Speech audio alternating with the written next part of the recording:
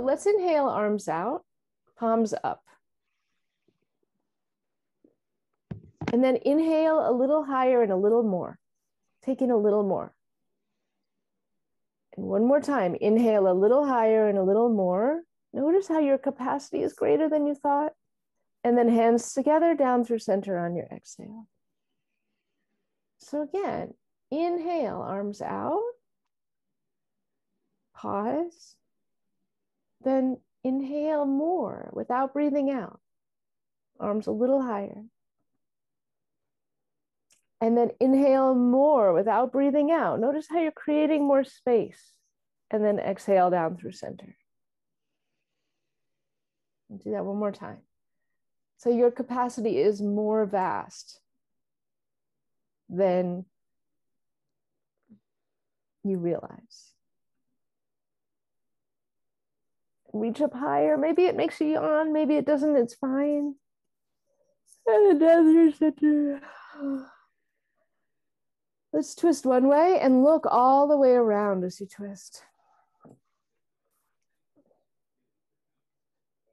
Bring it back through center. And twist the other way. All the way, gazing around, non-judgmentally taking in your environment. And then back through center. Let's roll our shoulders a little.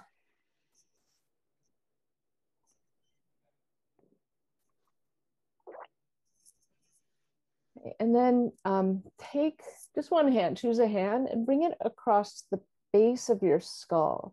Like maybe your fingers even peek out the other side. And then use your fingers like a rake, dragging them across the base of your skull. And let your jaw kind of release open. So you're dragging your fingers across the base of your skull. If this doesn't work, do it your own way. So jaw open, eyes can certainly close or soften. Let's do that a few times with one hand. And then you can go ahead and change hands. So you can take your fingers all the way kind of behind your ear on the opposite side and then rake your fingers across the base of your skull. And so the brain stem right around here is where our most primitive, right? Our lizard brain sits. And we just want to acknowledge that that is so intimately connected with our feelings, right? And our needs. All right, and then take the first hand across the front. And you can rub your shrugger muscle from the front. And you can also move your hand up the side of your neck to just behind your jaw. And you might even use your thumb just behind your jaw there. And without cutting off your circulation, you can go down a little bit and maybe you're tapping or dragging your fingers across under your collarbone. So tapping also can be a really helpful way to just wake up our connection with our bodies. All right. And then the other hand can come across. Find your shrugger muscle first.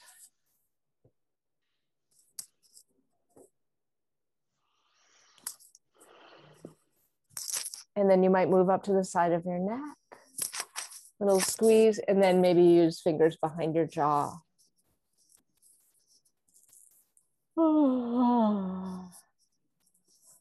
And down in the direction of the center of your collarbones, and then you can either drag your fingers or tap just under that collarbone. So when we're crossing the midline, we're doing something else other than just giving ourselves a little massage. We're also waking up that coordination between left and right brain.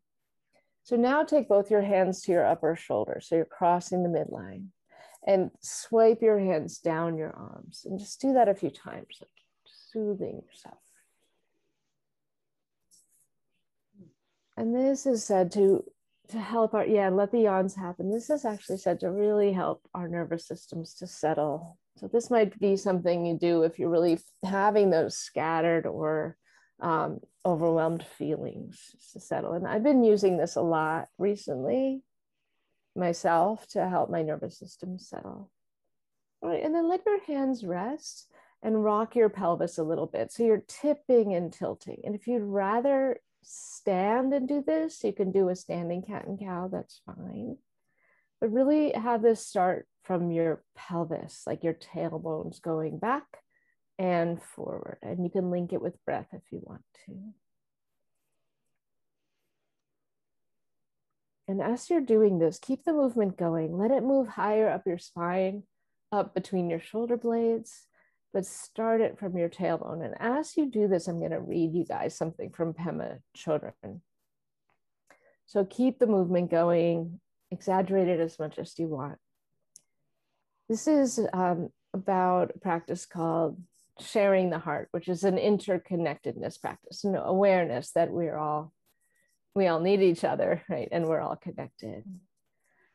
She says, when we encounter pain in our life, we breathe into our heart with the recognition that others also feel this. It's a way of acknowledging when we're closing down and of training to open up. When we encounter any pleasure or tenderness in our life, we cherish that and rejoice. Then we make the wish that others could also experience this delight. In a nutshell, when life is pleasant, think of others. When life is a burden, think of others. All right, and then, yeah, you might want to circle around, churning, like your ribs go in a circle.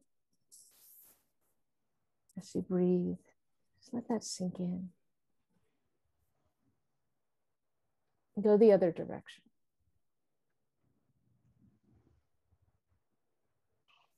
All right, come to center. So what I love about that quote is that she acknowledges that we're in training. Right? It's not about being perfect at this, but that we're practicing and we're in training to open up. And it takes practice. If you're really stuffy because of allergies or for whatever reason, it's okay to breathe through your mouth. The thing about the nose is it does slow us down and filters the air for us. So if you can, you do. So let's put one hand on heart and one hand on belly, just to have that interoception, that connection to your body.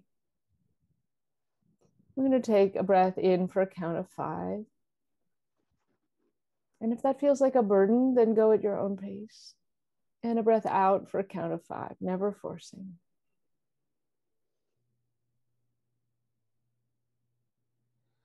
So counting to 5 on your in-breath. 5 on your out-breath.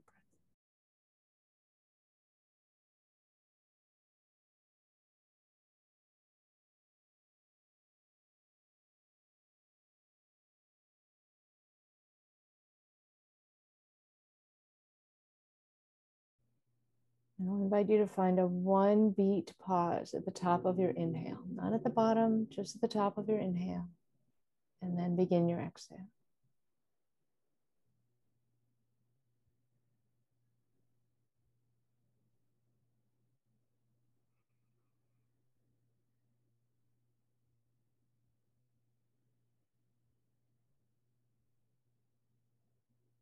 And then you can extend that to 2 beats. So inhale for 5. Gently hold for 2, and then exhale for 5.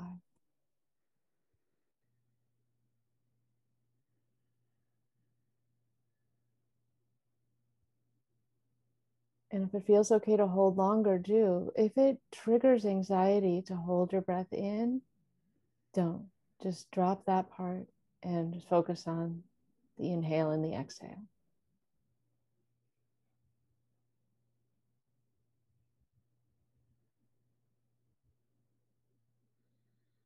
So we want this to continue to feel easeful.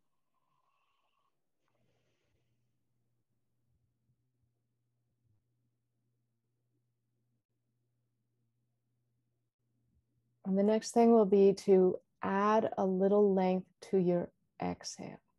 So you might inhale for a count of 5. Hold for a count of 2 or 3, and exhale for a count of 6 or 7. So the exact count doesn't matter. It's the ratio we're going for.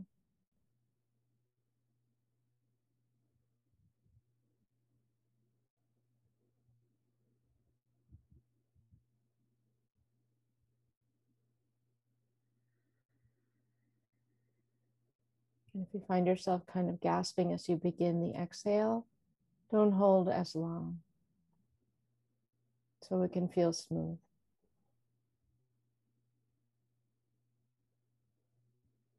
Now reduce your inhale to 4. Count of 4 as you inhale.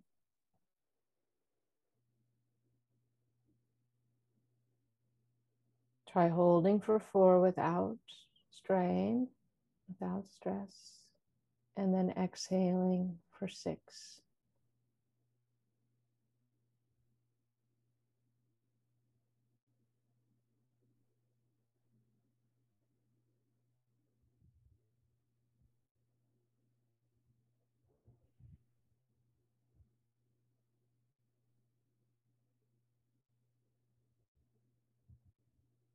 If you need to take a break from this, take a break from it, it's fine.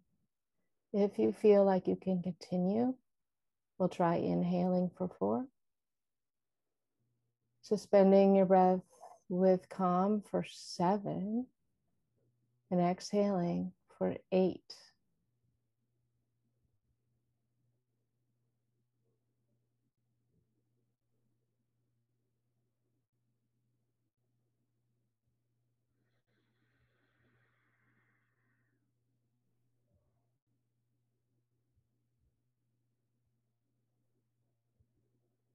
And I'd suggest 4 rounds.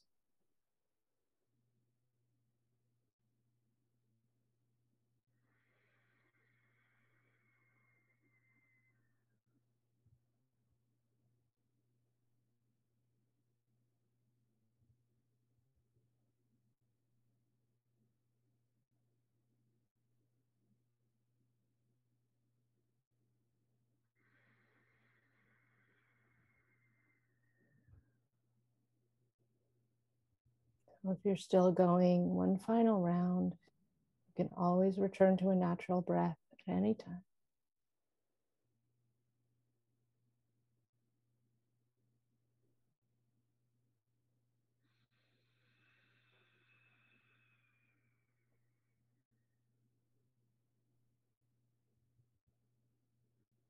When you return to a natural breath, pause.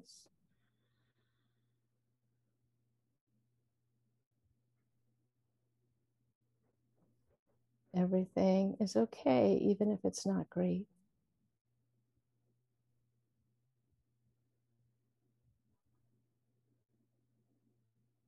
I'm not going to be so hard on myself when I can't meet my child's needs.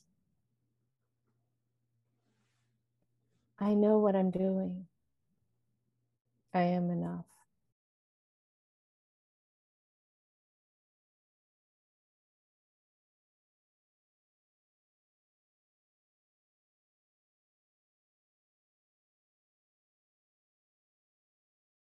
Maybe shake out a little bit. Check in with yourself, your body. Notice how that breathing landed in your body, and just check in with how any shifts that might have happened. And then I'm going to invite you to pick a feeling that you're willing to say yes to. This is not the whole story, right, that we're saying yes to, but just the feeling associated with the story, and not anything that's super triggering.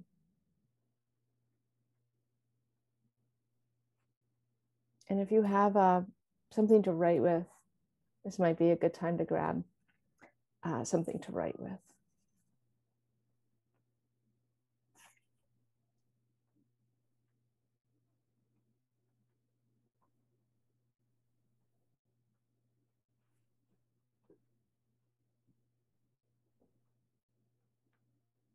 Okay, so just right at the top, write the name of the feeling that you're going to work with.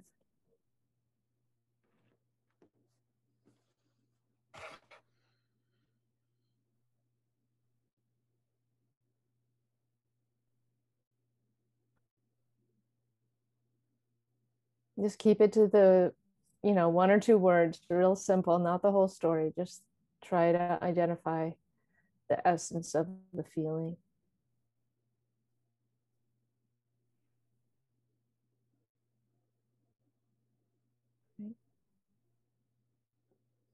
This is what I'm feeling. That's recognized. It's pretty simple, right? Just, okay, this is it. The allowing is to bring a little tenderness to it and to be willing to say yes to it, to hold it as part of the wholeness that is you. It's not all of you, but to kind of welcome it in.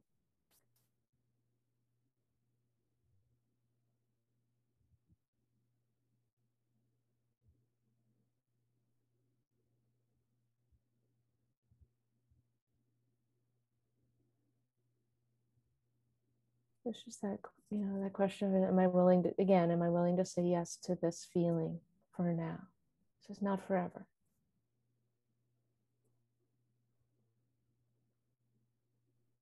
And there may not be anything to write for that step. Right? It's more just like a resting back into it and being, okay, I'm in this feeling. Maybe for me, it's often fear, and I'm going to just allow it to be here. As we open that door, then there's that opportunity to go into it a little deeper. And this is where the story might come in a little bit. You might investigate, but also go further inward towards your body. And just kind of start asking this particular feeling some questions. Where are you landing in the body? And for me, like often I feel in my, the anxiety higher up, but today I'm feeling it low in my belly like butterflies. That's just one example. Where do you notice it in your body? And if you want to hold that part of you, you could. You don't have to.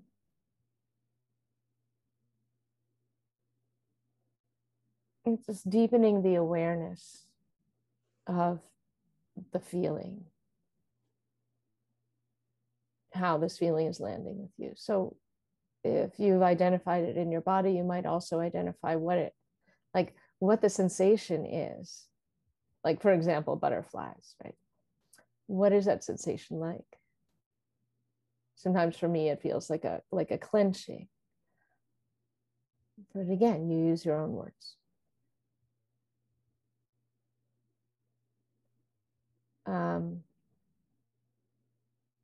You might even notice as you sit with it that it changes a little, and that's fine. It doesn't have to stay. In fact, we don't want it to stay static. Right? We want it to be able to evolve.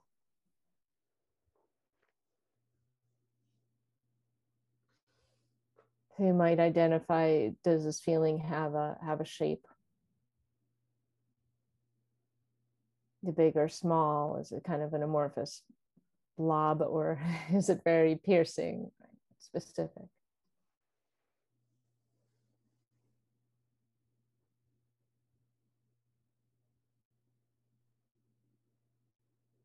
Does it have a color, a temperature?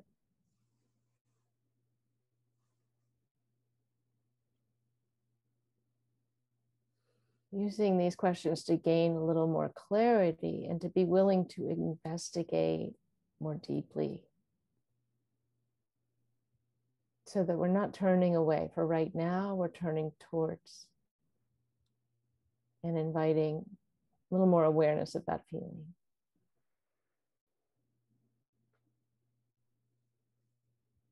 So then, if you're willing, ask another question. How old are you?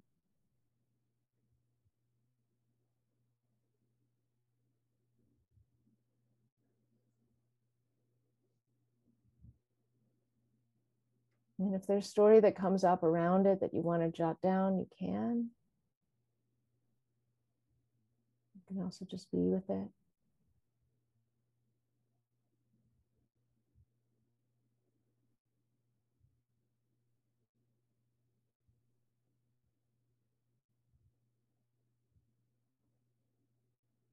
And one more question for this feeling. You ready? What do you need from me? So you're asking the feeling,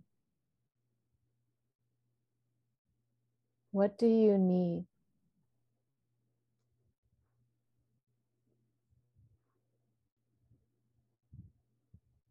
I just want to remind you, we're practicing, right? So if this doesn't come easily, no problem. Sometimes a word just pops into my head, and sometimes I don't know what it means.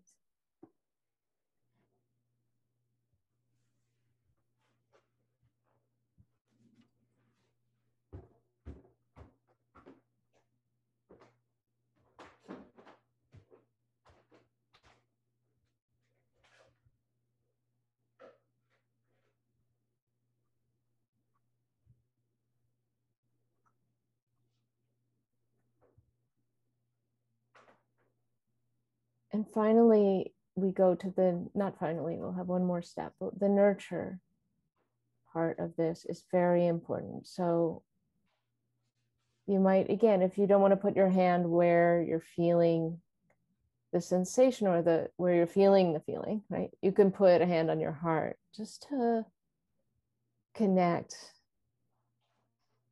and offer comfort, offer nurturing to this part of yourself. And you might turn those same words, right? Give that part of yourself what it needs. Tell it what it needs to hear.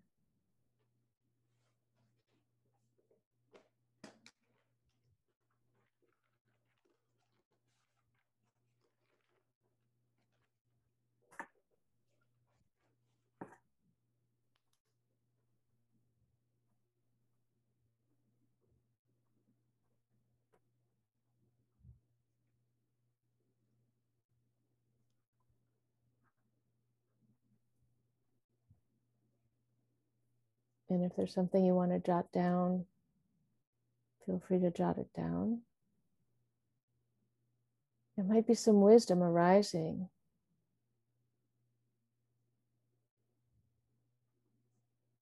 That is way more supportive than anything anyone else could tell you.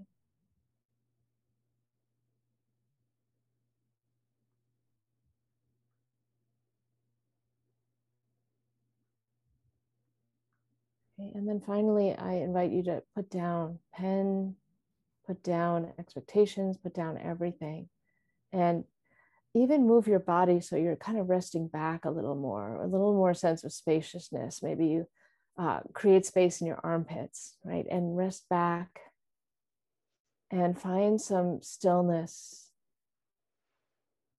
and breathe into that feeling. Breathe into that sense, I am enough.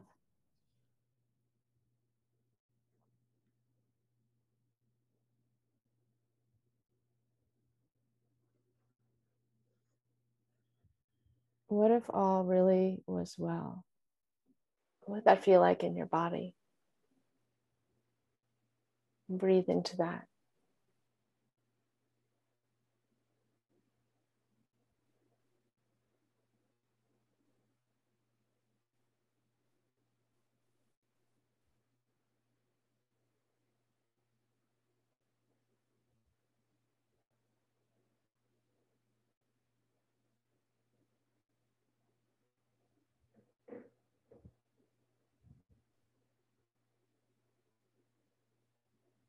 Everything is okay, even if it's not great.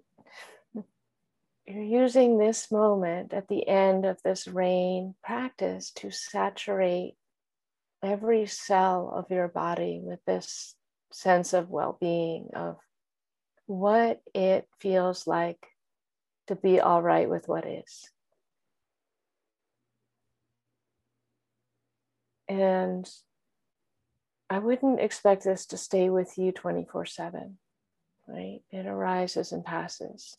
But the more we can sit in this, the more we train our neural pathways to return to this sense of being all right, look over one shoulder, look over the other shoulder, just reorient yourself in your space, right? Any movement your body wants or needs.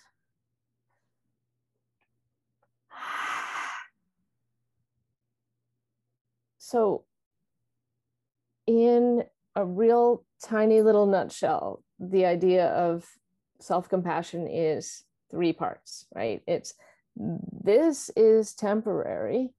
I'm not alone. It's not my fault, right? That's, I mean, if you really want to keep it very, very simple, right?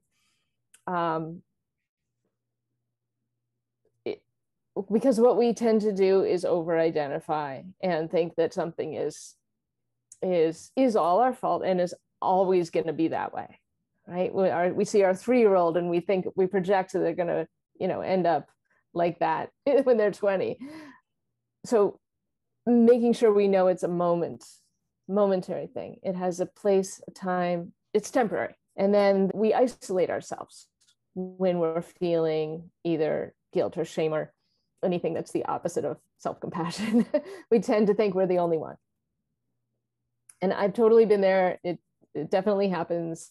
If you don't feel that, that's great. But that is something that, tends to be the story we tell ourselves, is that I'm unique in this, or my family has these unique issues and no one else can relate.